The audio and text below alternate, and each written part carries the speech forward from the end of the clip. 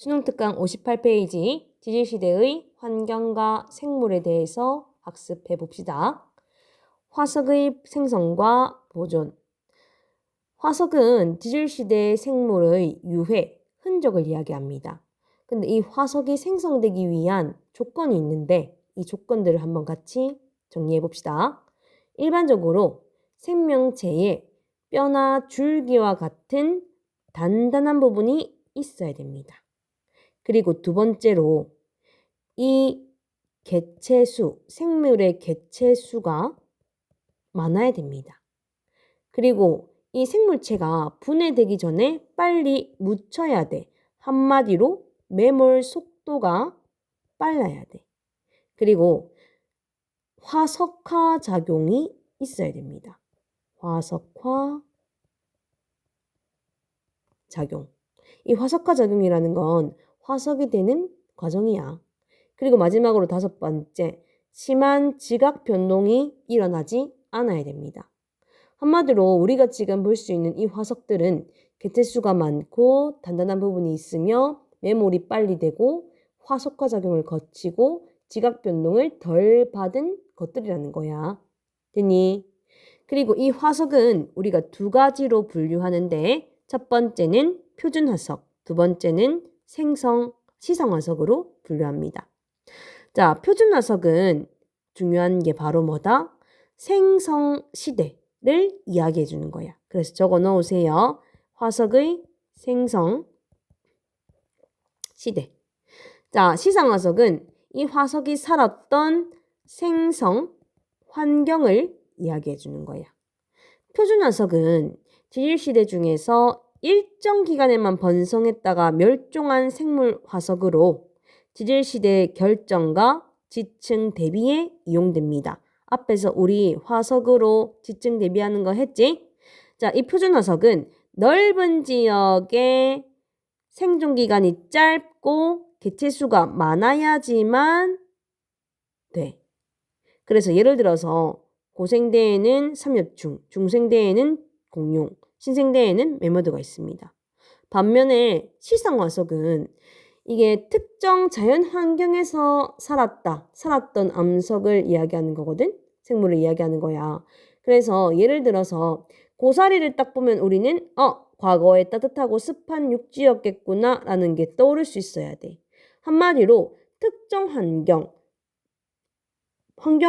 한마디로 분포 면적이 좁고 환경에 민감해야 되고 생존 기간이 길어야지만 이 시성화석이 될 수 있는 조건이라는 거야.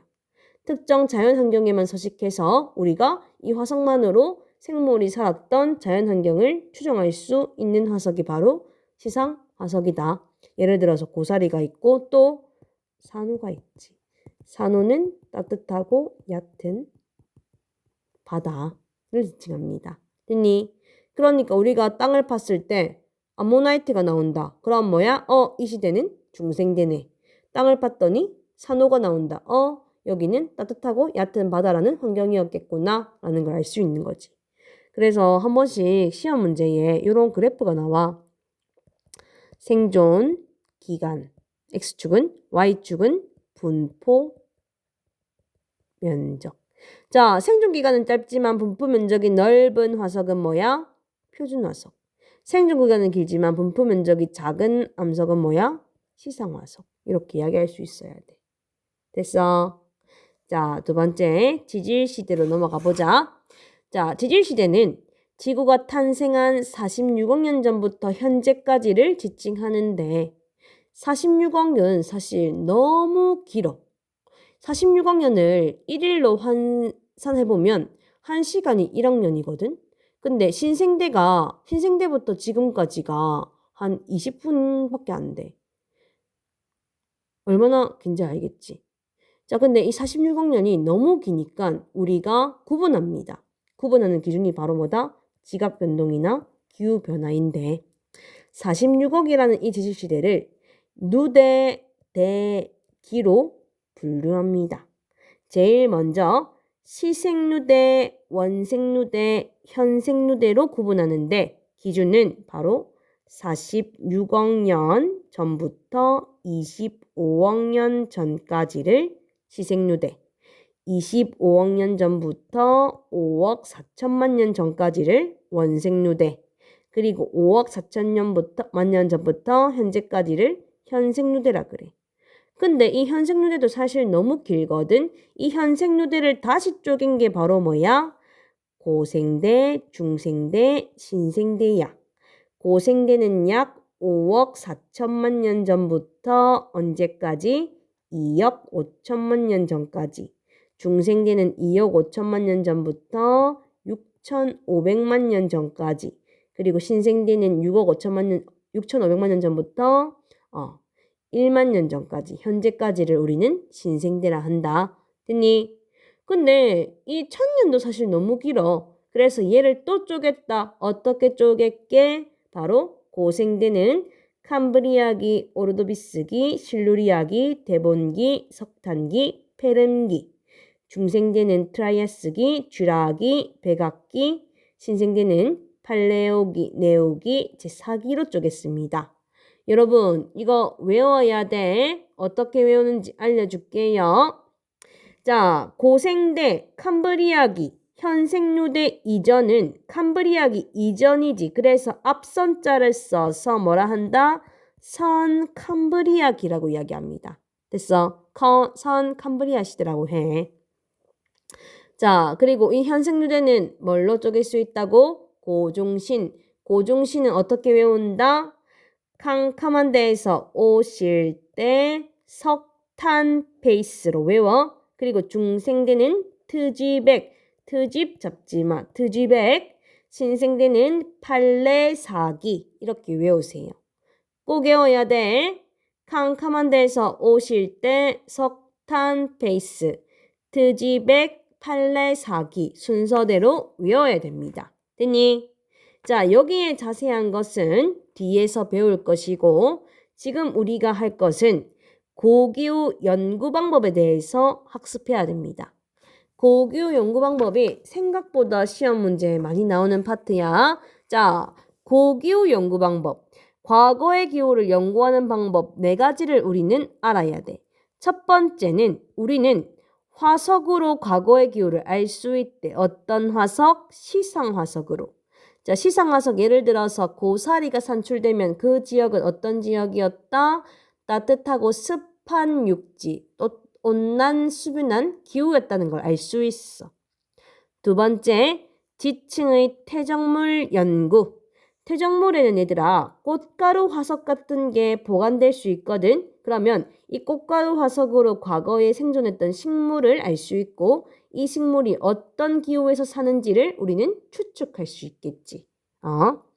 세 번째, 나무의 나이테 연구. 얘들아, 나이테는 1년에 하나씩 생긴다, 그치? 근데 이 나이테 사이의 폭과 밀도로 우리는 과거의 기온과 강수량을 추측할 수 있습니다. 자, 기온이 높고 강수량이 많을수록 나이테 사이의 폭이 넓어지고 나이테 사이의 두께가 넓어집니다. 우리는 나이테 사이의 폭으로 과거의 온도와 강수량을 추측 가능하다. 마지막으로 4번째, 빙하코어 연구가 있습니다. 이거 매우 중요합니다. 선생님이 적으라는 거 이제 적어야 돼. 빙하코어 연구가 뭔지 한번 읽어볼게. 빙하 속에 들어있는 공기방울을 분석해서 과거의 대기 조성을 알 수 있고 빙하를 구성하는 분자의 산소 안정 동위 원소 비율로부터 기온 변화를 추측할 수 있대. 자, 그럼 일단 빙하 코어가 뭔지부터 볼게. 빙하는 얘들아 점점점 대기에서 내려오는 눈이 쌓이면서 이렇게 쌓이겠지. 시간이 지날수록 차곡차곡 쌓일 거야. 그러면 이 빙하 속에는 과거의 대기의 정보가 포함될 수 있겠지. 공기방울이나 빙하 속에. 그럼 선생님이 이 빙하를 세로로 긴 원통으로 딱 뽑아. 딱 시추해. 그러면 선생님이 이 원통으로 시추한 뽑은 빙하를 보면 더 아래쪽에 있는 여기 빙하 성분은 위에 있는 요 빙하 성분보다 더 과거의 성분을 포함하고 있지. 그러면 더 과거의 기호를 우리는 이 빙하를 분석하면 추측할 수 있는 거야. 이해돼? 이게 바로 빙하 코어, 빙하 시추라는 거야. 그러면 이 산소 안정 동위 원소 비율이라는 건 뭔지 보자. 자, 이 빙하 속에는 산소가 들어있는데 우리는 일반적으로 산소는 몇 번입니까?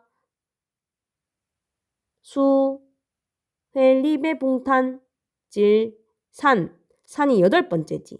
우리가 알고 있는 일반적인 산소는 질량이 원소가 8번이기 때문에 양성자가 8이기 때문에 양성자 8, 중성자 8 더하면 16개의 질량을 가진 산소라고. 근데 이 산소와 양성자 수는 같지만 질량 수가 다른 18개인 산소도 존재할 수 있는데 이 산소는 18개 질량을 가진 산소는 16개의 질량을 가진 산소보다 질량이 무겁지. 그치? 근데 이 대기 속에는 16질량을 가진 산소, 18질량을 가진 산소가 다 있는 거야. 이 산소들의 비율로 우리는 기온 변화를 추측할 수 있대. 자, 어떻게 할 수 있는지 한번 보자. 첫 번째, 질량. 16질량보다 18질량이 더 무거운 거 알겠지, 산소가? 두 번째, 기온에 따라서 18질량을 가진 산소의 증발량이 차이가 나타납니다. 예를 들어서 온도가 높을수록 이 산소들의 증발이 더 잘 일어나겠지.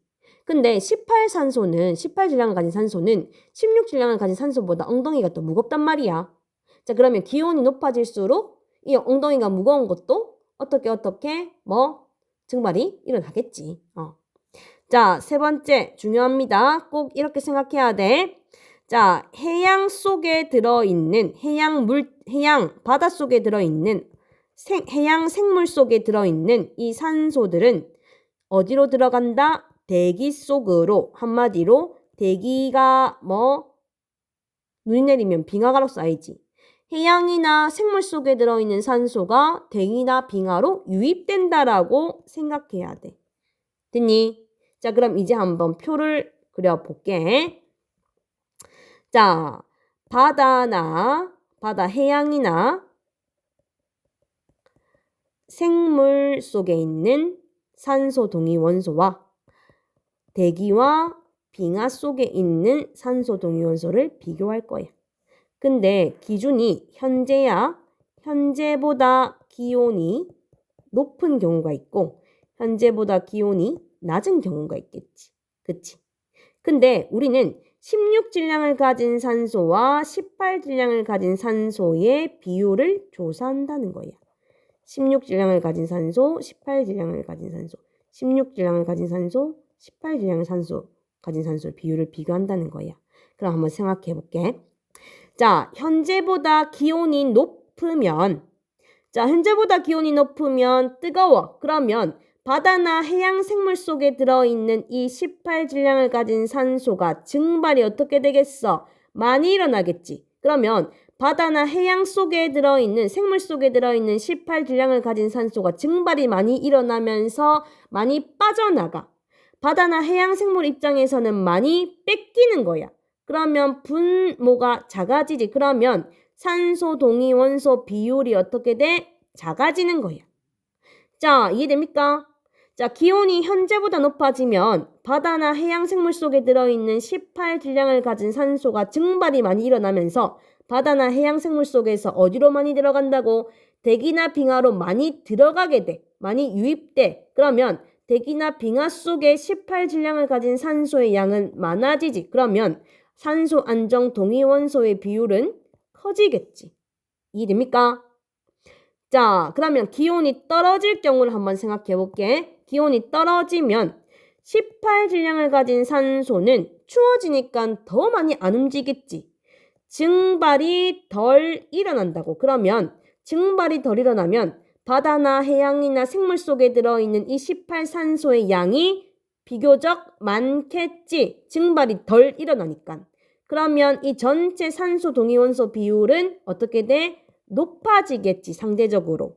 자, 그러나 대기나 빙하 속으로 이 기온이 낮아지면서 산소 증발이 덜 일어나면서 대기나 빙하 속으로 덜 유입되겠지. 그러면 산소 안정 동위원소의 비율은 줄어든다는 겁니다. 이해됩니까? 자, 그래서 예를 들어서 선생님이 빙하를 식추했는데 과거에 어떤 특정 지점에서 산소 동위원소 비율을 봤는데 현재보다 산소 동위원소 비율이 높더래. 빙하 속의 산소 동위원소 비율이 현재보다 높네. 그러면 과거의 기후가 어땠다는 거야? 현재보다 기온이 높았다고 우리는 추측할 수 있는 거야. 이해됩니까? 한마디로 대기와 빙하 속의 산소 안정 동위원소의 비율은 뭐랑 비례하다? 과거의 기온과 비례하다라고 이야기를 할 수 있어. 이해됩니까? 이렇게 적을 수 있습니다. 과거의 기온은 비례한다 뭐와 대기나 빙하 속의 산소 안정 동위원소 비율과 비례한다. 됐어? 자, 그리고 여기 하나 더 적어두세요. 자, 기온이 상대적으로 높으면 대기나 빙하 속으로 이산화탄소의 유입이 많이 돼. 그래서 이 대기나 빙하 속의 이산화탄소의 농도가 높으면 잘못 적었네. 여기 적어야 되네.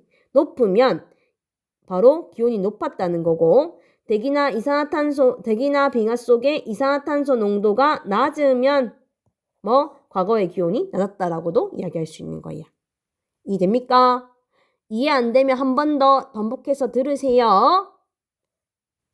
그래서 지질시대의 기후를 한번 정리해보면 성캄브리아 시대랑 고생대 및 신생대에는 뭐가 있었어? 빙하기가 있었고 중생대는 빙하기가 없이 온난했습니다. 근데 얘들아, 너네가 빙하기를 평균 기온이 영하가 되어야지 빙하기라 하는데 평균 기온이 영하가 아니더라도 빙하기일 수 있어? 자, 우리 한번 본다. 자, 성캄브리아 시기에는 언제 빙하기가 있었다? 같이 표시해 둡시다.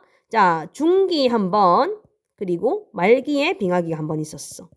그리고 고생대에는 오르도비스기 그리고 석탄기 그리고 페름기 그리고 중생대는 빙하기가 없었고 그치? 그리고 얘들아, 이 신생대는 빙하기가 4번 있었고 간빙기가 3번 있었습니다. 근데 간빙기가 뭔지 물어보더라. 자, 예를 들어서 이렇게 빙하기라는 기준점을 줄게. 빙하기가 한 번, 2번, 3번 있었지. 한 번, 2번, 3번 있었지. 그러면 빙하기가 한 번, 2번, 3번, 4번 있었지. 그러면 이 빙하기 사이에 여기를 뭐라 해? 간빙기라 해. 그래 신생대는 빙하기가 3번, 간빙기가 3번 있었다라고 해야 돼. 됐어? 그리고 여기서 볼게 이거야.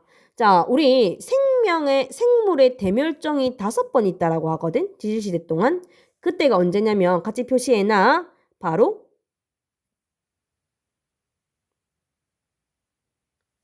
오르도비스기 말에 한 번. 그리고 대봉기 말에 한 번. 그리고 페름기 말에 한 번. 그리고 티라에스기 말에 한 번. 그리고 백악기 말에 한 번. 총 5번의 대멸종이 있었어. 자, 대멸종이라는 건 생명체의 생물 개체수가 확 줄어든 거야. 언제 있었다? 오르도비스기 뒤, 대봉기 뒤, 페름기 뒤, 트라이아스기 뒤, 백악기 뒤. 기억해 줄 수 있으면 기억해 두는 게 좋습니다.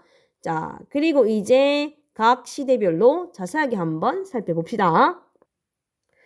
얘들아, 여기서는 외우려면 정말 외울 게 많거든. 그래서 선생님이 꼭 집어주는 거 그것만 꼭 다 외워놓자.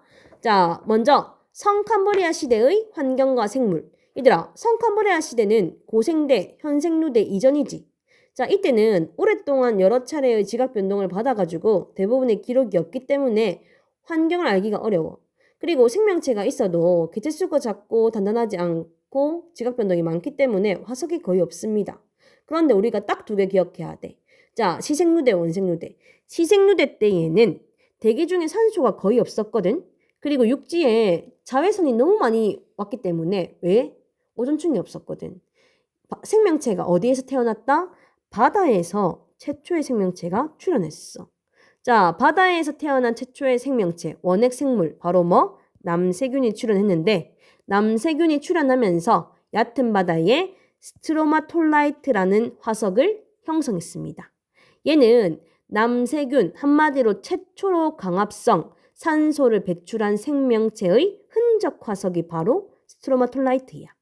됐니? 그리고 두 번째, 원생누대.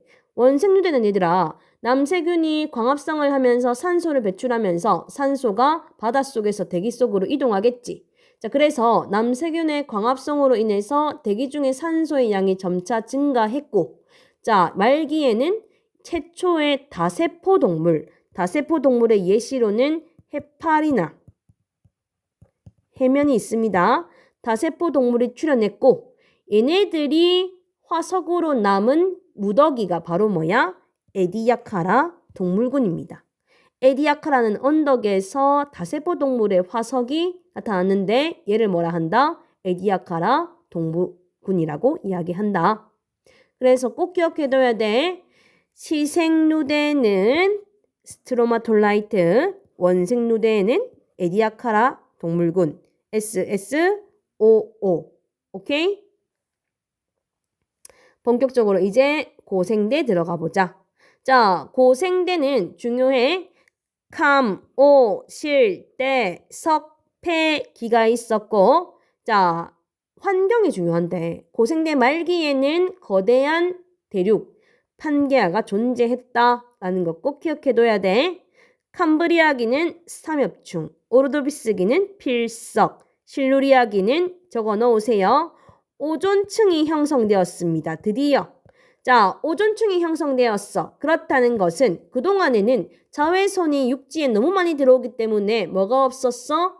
육상생물이 없었어. 근데 실루리아기에 오존층이 형성되면서 오존층이 자외선을 막으면서 최초의 육상생물이 등장할 수 있다는 겁니다. 어디 이후로? 실루리아기 이후로. 자, 대봉기는 갑주어, 석탄기는 약치식물, 배름기는 겉시식물 출현했고, 자, 뭐가 있었다? 판게아가 고생대 말에 형성된다. 자, 판게아가 형성되면서 우리는 이야기했지. 언제 말? 오르비스기 말, 대본기 말, 페름기 말에 멸종이 있었다 그랬지. 근데 어디에 가장 큰? 고생대 말에 가장 큰 대멸종이 있었는데 뭐가 형성되면서? 판게아가 형성되면서. 얘들아, 보통 이렇게 대륙이 흩어져 있으면 어디에 살아? 생물체들은 이 해안선 근처에 살았단 말이야. 그치? 근데 이 대륙이 하나의 거대한 대륙으로 합쳐지면서 해안선이 어떻게 돼? 줄어들었어.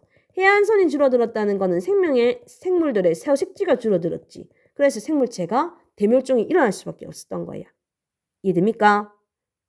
선생님이 이야기한 거 꼭 기억해둬야 돼. 감호, 실대, 석패, 삼엽중, 필석, 오존층, 갑주어, 양치식물, 겉시식물. 오케이? 중생대 갑니다. 자, 중생대는 기억해둬야 될 거 뭐? 온난한 기후, 빙하기가 없었다. 자, 중생대에 뭐가 형성됐다? 로키 산맥과 안데스 산맥과 같은 스국 산맥이 형성됐다. 중생대는 뭐? 트지백, 트라이아이스기는 암모나이트가 변성했고 거시식물이 번성했다. 이게 출현이랑 번성은 달라. 얘들아, 거시식물 언제 출현했어? 고생대 페름기에 출현했는데 언제 번성했다고? 그 다음 중생대 트라이아스기 번성한 거야. 자, 쥐라기는 뭐? 공룡 그리고 시조새가 출현했고 백악기는 속시식물이 출현했다. 그럼 언제 번성할까? 그치? 신생대 팔레오기에 속시식물이 번성하겠지. 자, 그림 한번 볼게. 암모나이트는 자, 머리와 다리만 있다고 해서 우리는 두 종류라고 해. 머리두, 발조. 그리고 얘는 뭐야? 공룡. 그리고 얘는 뭐야? 시조새. 공룡이랑 시조새는 주로 육지에 있지. 암모나이트는 어디에 있어? 바다에 있다. 이것도 기억해둬야 돼. 자, 밑에 신생대. 신생대에는 팔레오기와 네오기는 온난했으나 제4기에 접어들면서 여러 차례의 빙하기가 있었다 그랬어. 사빙, 삼간. 그치? 자, 그리고 신생대에 히말라야 산맥과 알프스 산맥이 만들어졌고 태평양이 좁아지면서 오늘과 비슷한 수륙, 바다와 대륙의 분포를 이루었다.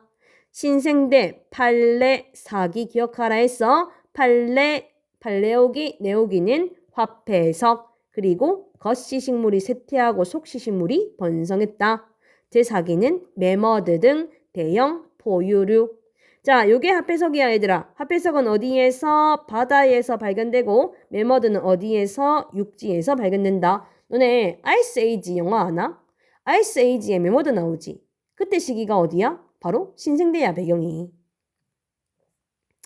자, 그리고 마지막으로 생명의 주요 멸종 시기 우리 이미 했습니다. 언제? 캄오, 오르도비스기 말, 그리고 실대, 대봉기 말, 그리고 석패, 페름기 말, 트라이아스기 말, 그리고 백악트지, 백악기 말. 언제 가장 생명체가 많이 멸종했다고? 고생대 말. 왜? 판게아 형성으로 인해서. 됐니? 여기까지가 바로 지질시대 끝입니다. 고생했습니다.